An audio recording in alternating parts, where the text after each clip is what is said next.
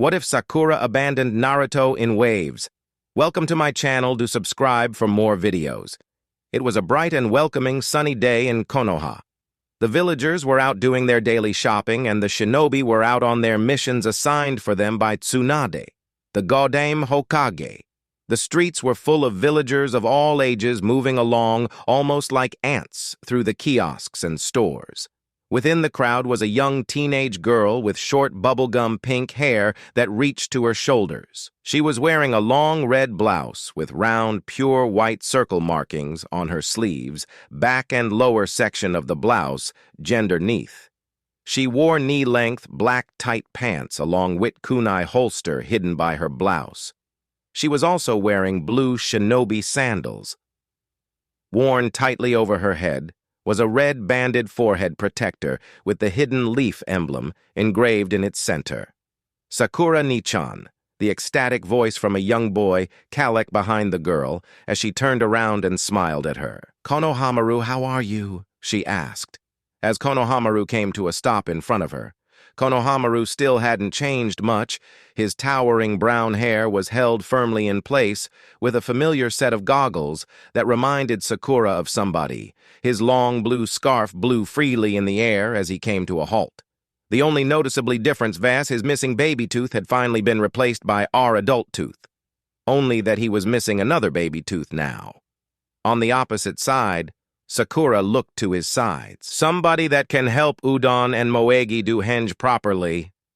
Konohamaru beamed, again determined to get her help.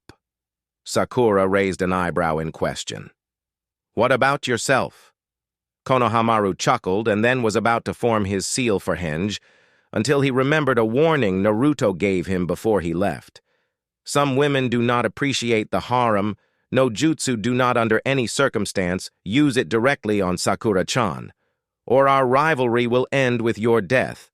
Datebayo Konohamaru ruffled his hair. He, Naruto. Konohamaru gave his best puppy dog eyes he could muster, causing Sakura to snicker. "Naruto has tried that on me for years."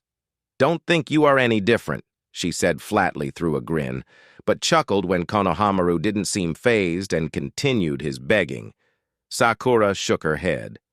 "What would you like to know? It is not as if I can tell you what they are going to be doing or anything that is cheating," she said in a matter-of-fact way. "We would just like to know a few tips, and maybe have."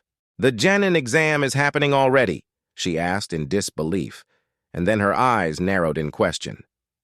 "Konohamaru, why would you come to me for help?" Konohamaru gave a wide smile, revealing his missing tooth. "Naruto Nichan said you were amazingly smart, and if we needed help with anything, he said you would be more than happy to help us." Sakura widened her eyes in shock before sighing. "Typical baka." She mused as she chuckled. "Did he now?" she said in amusement. She tapped the steel of her forehead protector a few times in question. "Not entirely yet. Tsunade-sama insists I don't wear the new outfit yet until the Chunin exams.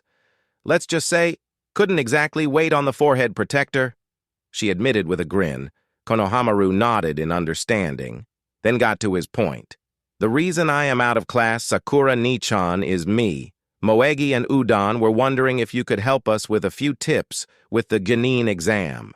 Sakura gave a light gasp in surprise, then asked still with her smile, "Where are Moegi and Udon?" "They are at the academy." Konohamaru beamed. Sakura placed a hand on her hip as she smirked. "Where you should be!" she scolded. Konohamaru feigned innocence. "I don't know what you are talking about, Sakura ni-chan." Sakura rolled her eyes while shaking her head with a chuckle. Konohamaru then noticed something as he gasped in surprise along with forming a grin. "You got your new gear?" Sakura blinked, then widened her eyes in realizatio.